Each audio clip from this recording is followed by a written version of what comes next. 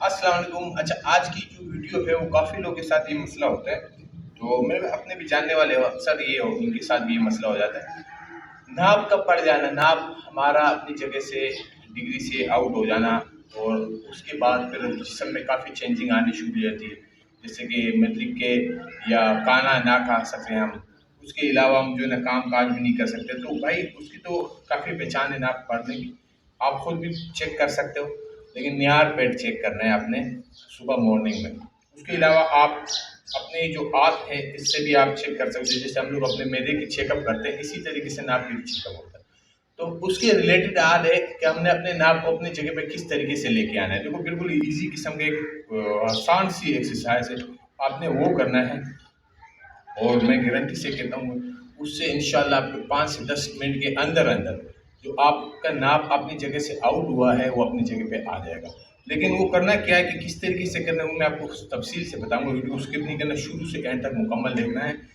करना क्या है कि आपने मॉर्निंग में उठ के निहार पेट ये करना है। ये नहीं कि आपने खाना खाया या खाता हो तो वैसे नहीं खा सकते, पानी पिया हो तो फिर ये क्या है कि हमारे लिए फ़ायदे की जगह पे नुकसान हो जाएगा।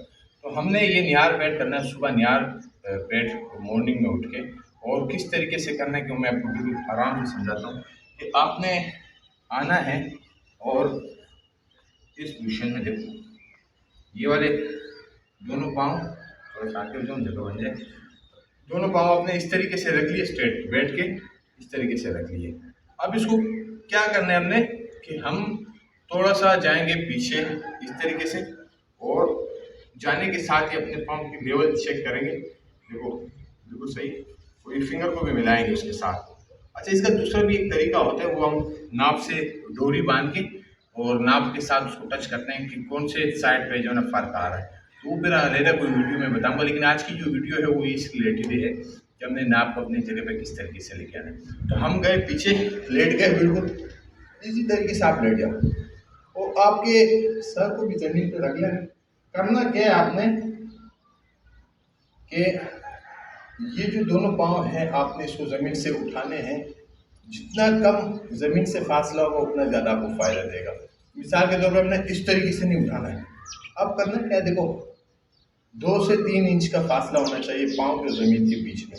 तो ये हमने उठा लिया और आप यकीन नहीं करोगे इस एरिया पे मुझे अभी काफ़ी ज़ोर पड़ा है। तो हमने इस तरीके से उठाना है और अगर सर ज़मीन उधर रखते हैं ज़मीन पे तो और ज़्यादा फ़ायदा है।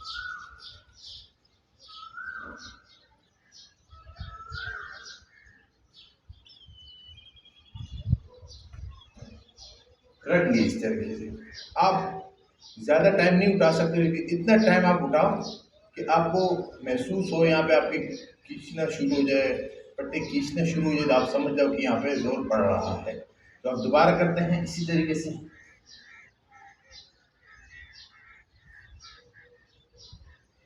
दोबारा फिर करेंगे,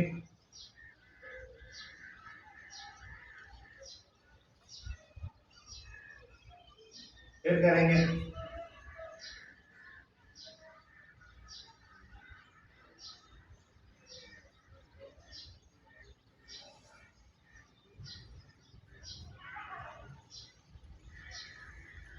तो आपने इस तरीके से करना है, कम से कम आपने इसको 10 से 15 मरतबा इस तरीके से करना है।